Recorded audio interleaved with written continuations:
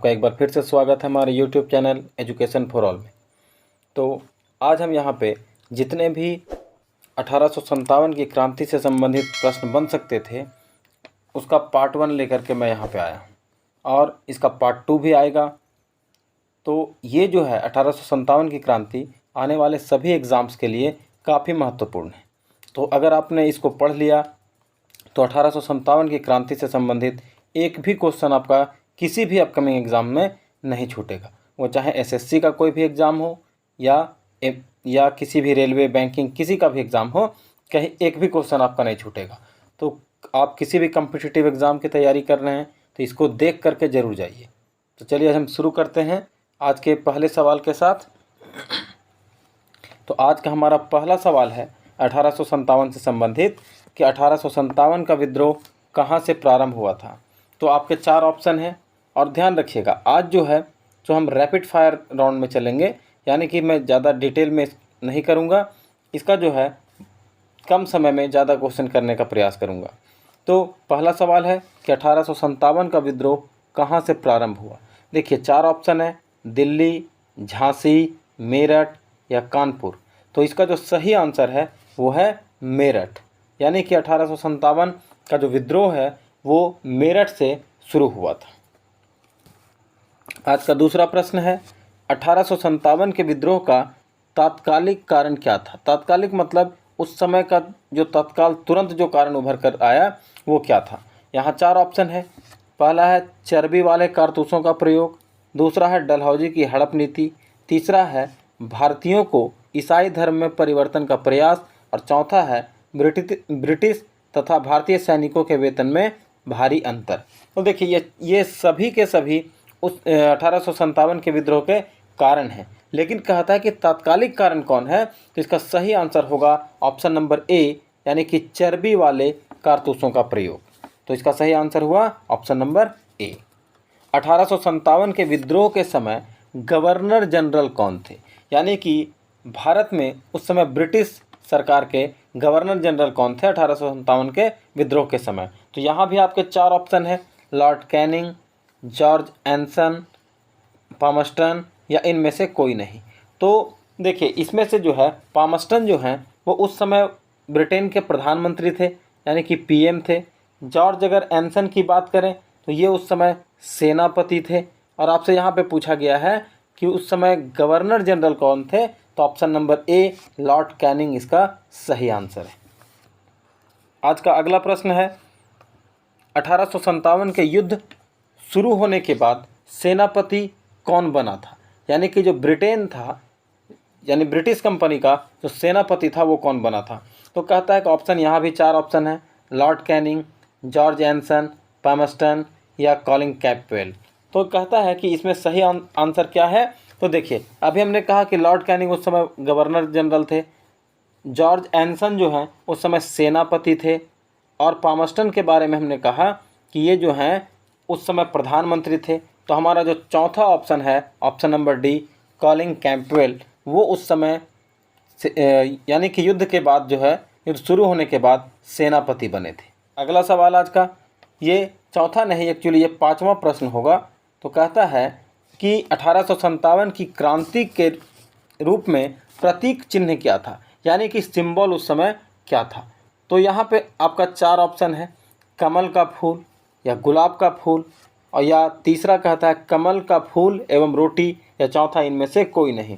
तो उस समय जो है 1857 की क्रांति में प्रतीक चिन्ह के रूप में जो अपनाया गया था वो था कमल का फूल एवं रोटी, यानी ऑप्शन नंबर सी इसका सही आंसर है। आज का अगला प्रश्न, वह भारतीय सिपाही जिसने चर्बी वाले कारतूस का प्रयोग करने से मना कर दिया था। यहाँ 4 ऑप्शन है, शिवराम, महात्मा गांधी, भगत सिंह या मंगल पांडे। तो देखिए शिवराम है नहीं, महात्मा गांधी का जो जन्म है वो 1869 में हुआ और यहाँ पे 1857 की क्रांति की बात हो रही है। फिर भगत सिंह का भी जन्म जो है वो 1907 में हुआ। तो ये दोनों तो ऑप्शन होगा ही नहीं, तो हमारा एक ही ऑप्शन बचता है मंगल पांडे, यानी ऑप्शन नंबर डी इसका सही आंसर है। आज का 7वां प्रश्न, मंगल पांडे का संबंध किससे था। 34वीं इन्फेंट्री, 19वीं इन्फेंट्री, 22वीं इन्फेंट्री या 38वीं इन्फेंट्री। तो इसका जो सबसे सही आंसर है वो है 34वीं इन्फेंट्री, यानी ऑप्शन नंबर ए जो है इसका सही जवाब होगा। अगला प्रश्न है, नाना साहब के सलाहकार कौन थे? यानी कि जब नाना साहब 1857 की क्रांति में भाग ले रहे थे तो कोई ना कोई तो उनके सलाहकार रहे होंगे। तो यहाँ पे आपके जो ऑप्शन है वो है पेशवा बाजीराव, राणे जी बापू, अजमुल्ला खां या इनमें से कोई नहीं। तो इसका जो सही आंसर है कि नाना साहब का जो सलाहकार था वो उस समय कौन था, तो वो है ऑप्शन नंबर सी, अजीमुल्ला खां। आज का अगला प्रश्न, नाना साहब को कुशासन के आरोप में कब हटाकर अवध पर कब्जा कर लिया गया? तो यहाँ भी आपके 4 ऑप्शन हैं कि नाना साहब अवध के नवाब थे और इन्हें जो है कुशासन के आरोप में गद्दी से हटा करके और जो सो कब्जा कर लिया गया था ब्रिटिश सरकार के द्वारा। तो यहाँ पे पहला ऑप्शन है 1855, दूसरा 1856, तीसरा 1857 या चौथा 1869। तो 1869 तो होगा ही नहीं क्योंकि ये युद्ध 1857 में लड़ा गया। तो इसका जो सही आंसर है वो है आपका ऑप्शन नंबर बी, 1856। तो कुशासन के आरोप में नाना साहब को 1856 में हटाकर अवध पर कब्जा कर लिया गया था। अगला प्रश्न है, हड़प नीति किसने लागू किया था? हड़प नीति, तो इसके भी यहाँ पे ऑप्शन दिए हुए हैं, Lord Dalhousie, Lord Lytton, Lord Canning या इनमें से कोई नहीं। तो हड़प नीति जो है ये बहुत ही प्रसिद्ध था और ये जो है लॉर्ड डलहौजी ने इसे लागू किया था। यानी कि हड़प नीति लागू करने का जो श्रेय है वो लॉर्ड डलहौजी को जाता है, यानी ऑप्शन नंबर ए इसका सही आंसर है। अगला प्रश्न है, हड़प नीति का शिकार पहला राज्य कौन हुआ? अब देखिए, हमने अभी पीछे वाला क्वेश्चन में बात किया था कि हड़प नीति जो है किसने लाया या किसने लागू किया। तो हमने देखा कि लॉर्ड डलहौजी ने हड़प नीति लागू किया, लेकिन कहता है कि इस नीति का शिकार जो है वो पहला राज्य कौन सा है। तो देखिए, यहाँ 4 ऑप्शन है, नागपुर, झांसी, सतारा या संबलपुर। अगर संबलपुर की बात करें तो ये 1849 में जो है हड़प नीति का शिकार हुआ। अगर हम सतारा की बात करें तो ये 1848 में इसका शिकार हुआ। अगर हम झांसी की बात करें तो ये 1854 में, और अगर नागपुर की बात करें तो ये भी जो है 1854 में ही। तो हमसे पूछा गया है कि पहला राज्य, तो यहाँ आपको ऑप्शन देख कर के ही लग रहा होगा कि 1848 जो है वो सबसे पहले आता है। तो इसका सही ऑप्शन क्या हुआ? ऑप्शन नंबर सी, यानी कि सतारा जो है सबसे पहले हड़प नीति का शिकार हुआ। अब अगला प्रश्न है, हड़प नीति की शुरुआत कब हुई? यहाँ भी आपको 4 ऑप्शन दिए गए हैं। पहला ऑप्शन है आपका 1847, दूसरा है 1848, तीसरा है 1857 और चौथा है 1856। तो कहता है कि इसकी जो शुरुआत है लॉर्ड डलहौजी के द्वारा वो कब हुई थी? तो ऑप्शन नंबर ए इसका सही आंसर है 1847 में। आज का 13वां प्रश्न, भारत में सहायक संधि यानी कि सब्सिडरी अलायंस, क्या बोला हमने? Subsidiary alliance. तो ये कहता है कि इसको भारत में किसने लागू किया?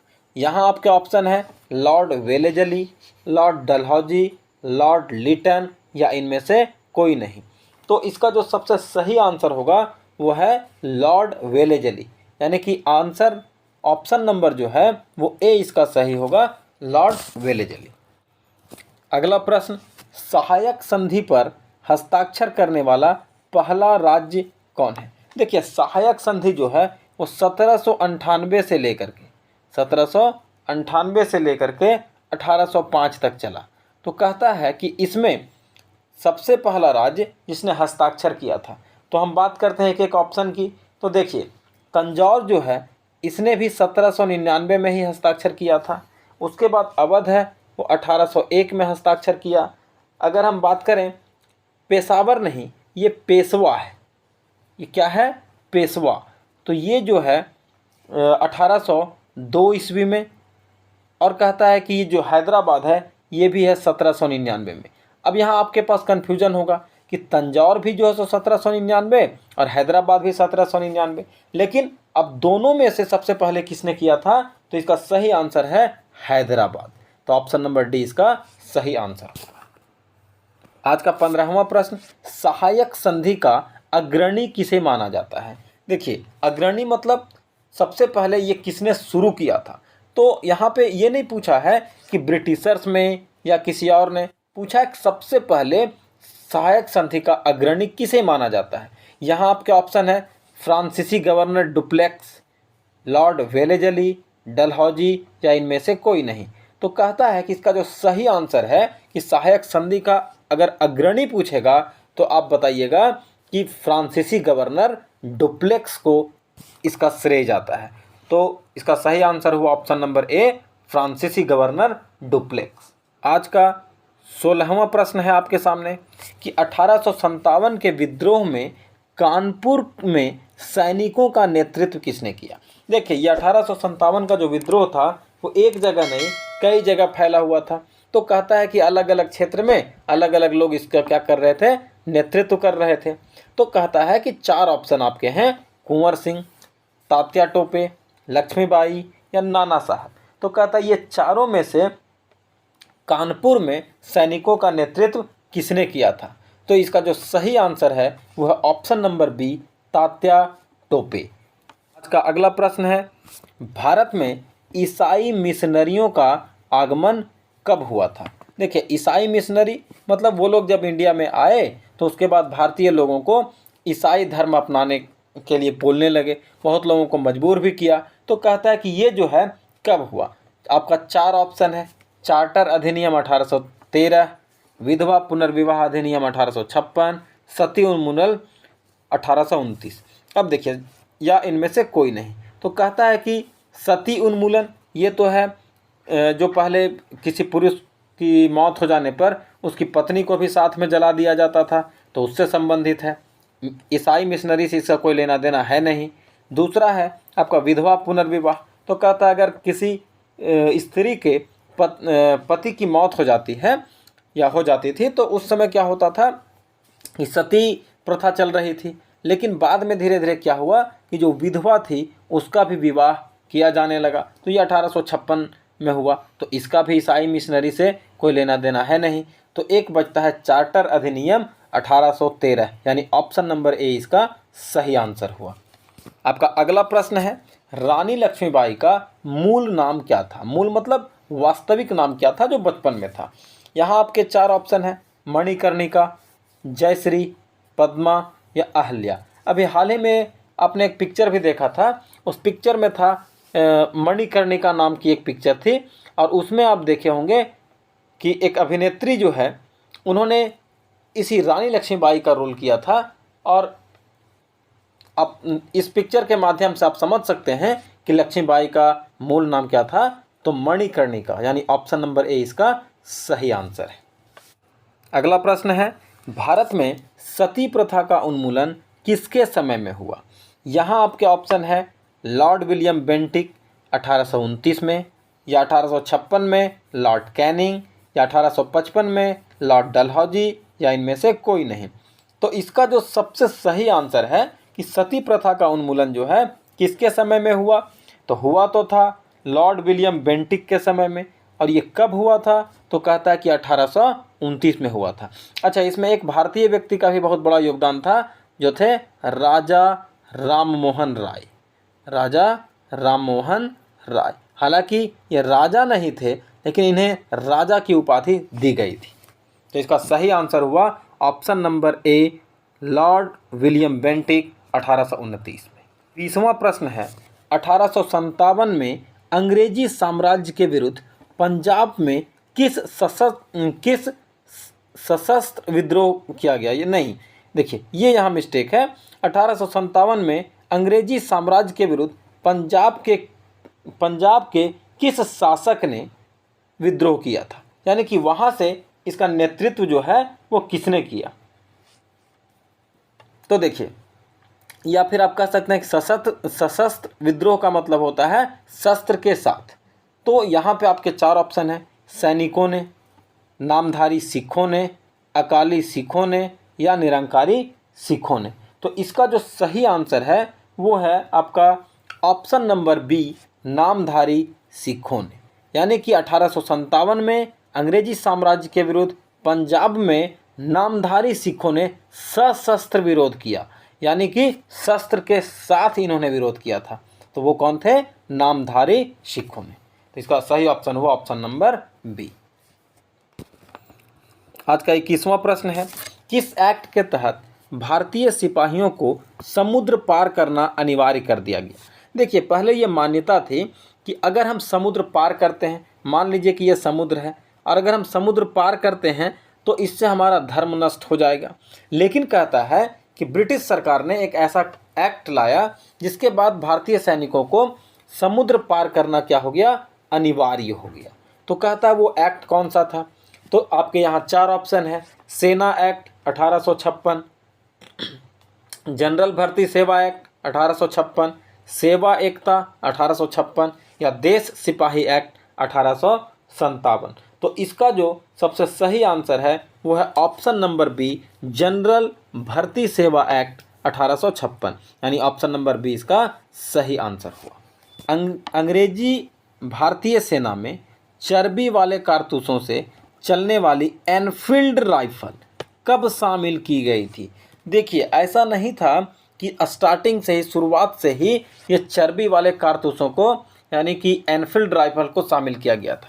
पहले जो है एक दूसरा राइफल चलता था, लेकिन कहता है कि एनफील्ड राइफल को, जो चर्बी वाले कारतूसों से चलने वाला था, इसको कब शामिल किया गया था? आपको पता है कि इसी राइफल को लेकर के भी उस समय विवाद हुआ और यही इस युद्ध का तात्कालिक कारण बना था। तो कब इसे शामिल किया गया? तो आपके यहाँ 4 ऑप्शन है। ऑप्शन है आपके नवंबर 1856, जनवरी 1857, दिसंबर 1856 या फरवरी 1857। तो इसका जो सही आंसर है वो है ऑप्शन नंबर बी, जनवरी 1857। तो जनवरी 1857 में एनफील्ड राइफल को शामिल किया गया था अंग्रेज भारतीय सेना में। अंग्रेजी भारतीय सेना यानी कि अंग्रेजों के अधीन जो भारतीय सैनिक काम करते थे उस सेना में। देखिए, अगला प्रश्न क्या है? एनफील्ड से पहले कौन सी बंदूक का इस्तेमाल किया जाता था? अभी हमने बात किया कि एनफील्ड कब आया, तो जनवरी 1857 में। तो कहता है कि आखिर इससे पहले कौन सी बंदूक चलाई जाती थी? तो यहाँ आपके ऑप्शन है fire gun, machine gun, brown बीज या इनमें से कोई नहीं। देखिए, फायर गन और मशीन गन ये तो अभी वर्तमान समय में भी चलता है, लेकिन जो ब्राउन बीज है ये एनफील्ड राइफल से पहले सेना में इस्तेमाल किया जाता था। तो इसका सही आंसर क्या हुआ कि एनफील्ड से पहले कौन सी बंदूक इस्तेमाल की जाती थी? ऑप्शन नंबर सी, ब्राउन बीज इसका सही आंसर है। आज का अगला प्रश्न है, वह नेता जिसका वास्तविक नाम रामचंद्र पांडुरंग था। तो देखिए, यहाँ भी आपके 4 ऑप्शन दिए हुए हैं। कौन कौन सा है? तात्या टोपे, पेशवा बाजीराव, हजरत महल या इनमें से कोई नहीं। तो देखिए, इसका जो सही आंसर है वह आपका तात्या टोपे। इन्हीं का जो वास्तविक नाम था वो था रामचंद्र पांडुरंग।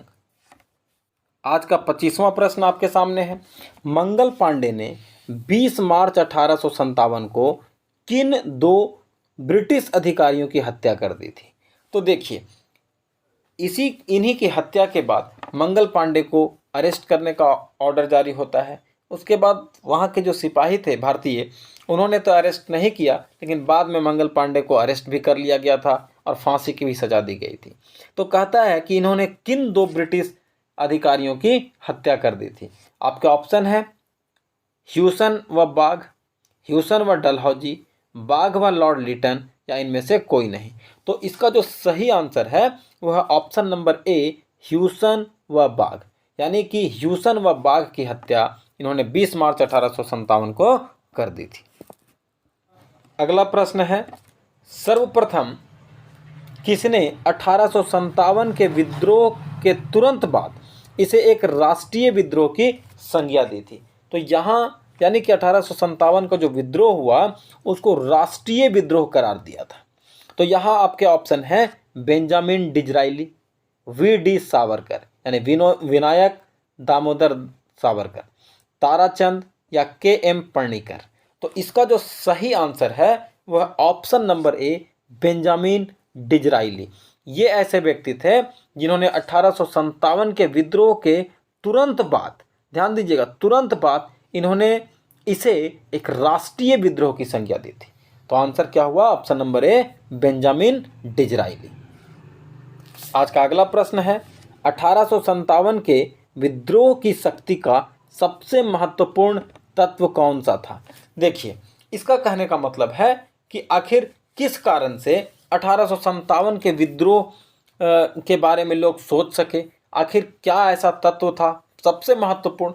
देखिए, यहाँ जो आपके चार ऑप्शन हैं वह है नाना साहब का नेतृत्व, झांसी की रानी का नेतृत्व, बहादुर शाह जफर का सहयोग या हिंदू मुस्लिम एकता। तो देखिए, चारों के चारों महत्वपूर्ण थे, लेकिन पूछा है कि सबसे महत्वपूर्ण, क्या बोला है? सबसे महत्वपूर्ण। तो ये क्या था? ऑप्शन नंबर डी, हिंदू मुस्लिम एकता। यानी इसका सही आंसर हुआ ऑप्शन नंबर डी, हिंदू मुस्लिम एकता। अब अगले प्रश्न की ओर बढ़ते हैं और आज का हमारा अगला प्रश्न है, मंगल पांडे को फांसी की सजा कब हुई थी? अब देखिए, मंगल पांडे पहले ऐसे सैनिक थे जिन्होंने ये जो था चर्बी वाले कारतूस था उसका इस्तेमाल करने से मना कर दिया था। तो कहता है कि इनको जो है फांसी की सज़ा हो गई थी। अभी हमने पीछे बात किया था कि इन्होंने ह्यूसन व बाघ दोनों की हत्या कर दी थी। उसके बाद इनको गिरफ्तार कर लिया गया था और इन्हें फांसी की सज़ा सुना दी गई थी। तो इनको फांसी की सज़ा कब हुई? चार ऑप्शन है, 10 अप्रैल 1857, 8 अप्रैल 1857, 10 अप्रैल 1856 और 9 अप्रैल 1856। अब देखिए, नीचे का दोनों ऑप्शन तो होगा ही नहीं, क्योंकि इन्होंने 1857 की क्रांति में भाग लिया और 56 में ही इनकी मौत हो जाती या इन्हें फांसी दे दी जाती, तो 57 में तो ये भाग लेते ही नहीं। तो यहाँ पे ये दोनों में से ऑप्शन नंबर बी जो है वो इसका सही आंसर है, यानी कि 8 अप्रैल 1857 को इन्हें फांसी की सज़ा हुई थी। अगला प्रश्न है कि 1857 के क्रांति में दिल्ली में ब्रिटिश दमनकारी कौन था? यहाँ पे आपके जो ऑप्शन हैं वो हैं General John Nicholas, Major Hudson या ए तथा बी दोनों या इनमें से कोई नहीं। तो कहता है कि इसका जो सही आंसर है वो कौन सा है?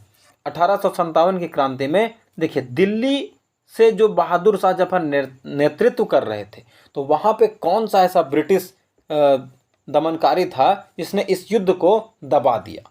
तो यहाँ पे आपका जो ऑप्शन दिया हुआ है उसमें सही आंसर होगा आपका ऑप्शन नंबर सी, ए तथा बी दोनों। देखिए, आप सोचिएगा दोनों कैसे होगा? तो जनरल जॉन निकोलस और Major Hudson. General John Nicholas का बीच में ही एक जख्म हो गया था और इतना जानलेवा था कि इनकी मौत हो गई थी, लेकिन उसके बाद फिर ये बने। तो ये दोनों का इसमें रोल बहुत इम्पॉर्टेंट था, इसलिए ये दोनों को इसका श्रेय जाता है। 1857 के विद्रोह के पूर्व भारतीय सेना में भारतीय तथा यूरोपीय सिपाहियों का अनुपात क्या था? देखिए, भारतीय सेना मतलब जो सैनिक ब्रिटिश सरकार के अधीन थे, यानी ब्रिटेन के अंदर काम कर रहे थे। तो कहता उसमें भारतीय का और यूरोपीय सिपाहियों का अनुपात क्या था? तो यहाँ पे आपके जो चार ऑप्शन हैं वो है 4:2, 5:1, 6:1 और 7:1। तो सबसे पहले पूछता है कि भारतीय यानी कि भारत के सैनिक और यूरोप के सैनिक। तो कहता है कि इसका अनुपात जो था, इसका जो सही आंसर है वो ऑप्शन नंबर सी है, 6:1। आखिर इसका मतलब क्या हुआ? मान लीजिए कि टोटल 7 सैनिक है, तो 7 सैनिक में 6 जो है सो भारतीय होते थे और 1 जो है सो ब्रिटिश होता था। तो इसका सही आंसर ऑप्शन नंबर सी है, यानी कि 6:1। दिल्ली से भारतीय नेता बहादुर शाह जफर का मुख्य सलाहकार कौन था? तो कहता है कि इसके भी आपके यहाँ पे ऑप्शन दिए हुए हैं, जनरल बख्त खां, हकीम एहसानुल्लाह, तात्या टोपे या इनमें से कोई नहीं। तो इसका जो सही आंसर है कि बहादुर शाह जफर का सलाहकार, यानी इस युद्ध में उनके सलाहकार की भूमिका में कौन थे? तो इसका जो सही आंसर है वह है ऑप्शन नंबर बी, हकीम एहसानुल्लाह। ये जो है बहादुर शाह जफर के मुख्य सलाहकार के तौर पर कार्य कर रहे थे। अगला प्रश्न है कि बेगम हजरत महल ने 1857 की क्रांति का नेतृत्व किया, लेकिन कहाँ से किया, कहाँ से किया? तो आपके चार ऑप्शन हैं, पंजाब से या लखनऊ से या दिल्ली से या बिहार से। तो देखिए बिहार तो होगा नहीं, यहाँ से कौन कर रहे थे? तो कुंवर सिंह थे। दिल्ली से अगर बात करें तो खुद बहादुर शाह जफर थे, ठीक है, बहादुर शाह जफर। अगर हम बात करें पंजाब की तो वहाँ पे हमने देखा सिख थे। तो इसका जो ऑप्शन बचता है वो ऑप्शन नंबर बी है, लखनऊ। यानी कि बेगम हजरत महल ने 1857 की क्रांति में लखनऊ से नेतृत्व किया था। आज का अगला प्रश्न है कि किसने 1857 के विद्रोह को एक षड्यंत्र की संज्ञा दी थी? यानी कि 1857 का विद्रोह एक षड्यंत्र था, ये किसने कहा था? यहाँ आपके चार ऑप्शन हैं, जेम्स आउट्रम व W Taylor, Sir John Marshall या सर जॉन लॉरेंस या टी आर घोष। तो इसका जो सही आंसर है वो है option number A, James Outram व डब्ल्यू टेलर। यानी कि जेम्स आउट्रम व डब्ल्यू टेलर ने 1857 के विद्रोह को एक षड्यंत्र की संज्ञा दी थी, ठीक है। तो इसका सही आंसर है ऑप्शन नंबर ए। आज का 34वां प्रश्न, इलाहाबाद व बनारस से भारतीय नेता कौन थे? तो देखिए यहाँ पे आपको जो है वो चार ऑप्शन दिए गए हैं, चार ऑप्शन दिए गए हैं। कौन कौन है? कुंवर सिंह, रानी लक्ष्मीबाई, जनरल नील या मौलवी लियाकत अली। तो कहता है कि इलाहाबाद व बनारस दोनों जगह से भारतीय नेता कौन थे? तो इसका जो सही आंसर है वो है ऑप्शन नंबर डी, यानी कि मौलवी लियाकत अली, ठीक है। आज का अगला प्रश्न है, आधुनिक इतिहासकार जिसने 1857 के विद्रोह को स्वतंत्रता की पहली लड़ाई, ध्यान दीजिएगा, स्वतंत्रता की पहली लड़ाई कहा था, कहा नहीं, कहा था। तो कहता है कि चार ऑप्शन यहाँ पे हैं, R C. Majumdar, S.A. Sen, V Savarkar या वीर सावरकर भी इनको कहते हैं या वी.डी. सावरकर भी कहते हैं, अशोक मेहता। तो इसका जो सही आंसर है वो है वी सावरकर, यानी कि वी.डी. सावरकर आप जिन्हें कह सकते हैं, ऑप्शन नंबर सी। तो वीर सावरकर एक ऐसे इतिहासकार थे जिन्होंने 1857 के विद्रोह को स्वतंत्रता की पहली लड़ाई जो है सो कहा था, ठीक है। तो इसका आंसर क्या हुआ? Option number C, Veer Savarkar. 36वां प्रश्न है कि कौन सुमेलित नहीं है? यानी इसमें जो आपको चार ऑप्शन दिए गए हैं वो तीन जो है सो सुमेलित है, यानी सही है, और चौथा जो है सो सही नहीं है। तो यहाँ देखिए, कानपुर कहता है यहाँ से नेतृत्व किसने किया था? तो नाना साहब ने। बरेली खान बहादुर खां, बिहार कुंवर सिंह और लखनऊ रानी लक्ष्मीबाई। तो देखिए यहाँ जो आपको ऑप्शन दिए गए हैं उसमें से कहता है कौन सही नहीं है। तो पहला सही है कि कानपुर से नाना साहब ने ही नेतृत्व किया था, बरेली से खान बहादुर खां ने ही नेतृत्व किया था, तीसरा जो है बिहार से कुंवर सिंह ने किया था, लेकिन जो चौथा ऑप्शन है वो है लखनऊ। तो लखनऊ से अभी हम लोगों ने पढ़ा कि बेगम हजरत महल थी, और रानी लक्ष्मीबाई कहाँ से थी? तो ये थी झांसी से। कहाँ से? झांसी। तो इसका जो सब गलत यहाँ पे मिलाया हुआ है, यानी सुमेलित नहीं है, वह ऑप्शन नंबर डी, यानी कि लखनऊ से रानी लक्ष्मीबाई नहीं थी। आज का अगला प्रश्न है, नाना साहब का वास्तविक नाम क्या था? तो जैसे हमने अभी देखा कि रानी लक्ष्मीबाई का वास्तविक नाम मणिकर्णिका था, उसी तरह से कहता है कि नाना साहब का वास्तविक नाम क्या था। यहाँ पे आपके ऑप्शन जो दिए हुए हैं वो है रामचंद्र पांडु या धोंधू पंत या बालाजी राव या इनमें से कोई नहीं। तो कहता है नाना साहब का जो वास्तविक नाम था वो क्या था? धोंधू पंत, यानी इसका ऑप्शन नंबर बी सही आंसर होगा। आज का 38वां प्रश्न है, अवध के अंतिम नवाब कौन थे? देखिए अवध जो है उसके सबसे लास्ट, अंतिम मतलब सबसे लास्ट जो उसके नवाब थे, रूलर थे, वो कौन थे? तो यहाँ पे आपके चार ऑप्शन दिए गए हैं। पहला है सिराजुद्दौला, दूसरा है आसिफुद्दौला, तीसरा है वाजिद अली शाह और चौथा है गूंगे नवाब। तो इसका जो सही आंसर है कि अवध के अंतिम नवाब कौन थे, तो वो है ऑप्शन नंबर सी, यानी कि वाजिद अली शाह। तो ऑप्शन नंबर सी इसका सही आंसर है, जो अवध के अंतिम नवाब थे। आज का अगला प्रश्न है कि 1857 की क्रांति में किसने भाग नहीं लिया। यहाँ ध्यान से देखिएगा कि किसने नहीं भाग लिया। आपके 4 ऑप्शन हैं, नाना साहब, तात्या टोपे, मौलवी लियाकत अली या भगत सिंह। तो देखिए इनमें से जो ऑप्शन नंबर डी है, जैसे भगत सिंह, तो इनका जन्म जो है 1907 में हुआ। अब आप बताइए कि क्रांति हो रही है 1857 में और जन्म हो रहा है 1907 में, तो क्या ये संभव है कि ये 1857 में भाग लेते? निश्चित तौर पर नहीं लेते। तो इसका जो सही आंसर है वो क्या है? भगत सिंह। यानी भगत सिंह एक ऐसे क्रांतिकारी थे जिन्होंने 1857 की क्रांति में भाग नहीं लिया, क्योंकि जन्म ही नहीं हुआ था। ठीक है, तो ऑप्शन नंबर डी इसका सही आंसर है। आज का 40वां और अंतिम प्रश्न, किसने 1857 के विद्रोह को धार्मिक संघर्ष या हिंदू मुस्लिम और ईसाई संघर्ष कहा था? तो कहता है कि यहाँ भी आपको 4 ऑप्शन है। देखिए अलग अलग जो इतिहासकार थे, अलग अलग व्यक्ति हैं, वो इसको अलग अलग संज्ञा देते हैं, तो यानी इस युद्ध को अलग अलग नाम से जानते हैं।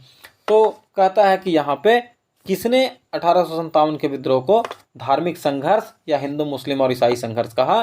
तो यहाँ ऑप्शन है मेडली, रीस, टी.आर. होम्स या आउट्रम और टेलर। तो इसका जो सही आंसर है वो है ऑप्शन नंबर बी, रीस। ठीक है, तो आज का सेशन यहीं पे समाप्त होता है। फिर इसका पार्ट 2 हम जल्द ही लेकर के आएंगे। नेक्स्ट वीडियो में आपको इसका पार्ट 2 मिलेगा। और मैं एक बार फिर से कह रहा हूँ, इसे आप ज़रूर देखें, क्योंकि अगर आप इसको देख लेते हैं, इसका पार्ट 1 और पार्ट 2, तो आपका एक भी प्रश्न 1857 की क्रांति से नहीं छूटेगा। आपने अपना बहुमूल्य समय दिया इस वीडियो को देखने के लिए, इसलिए एक बार फिर से मैं आपका धन्यवाद करता हूं। अब फिर मिलेंगे एक नए वीडियो के साथ, तब तक के लिए धन्यवाद।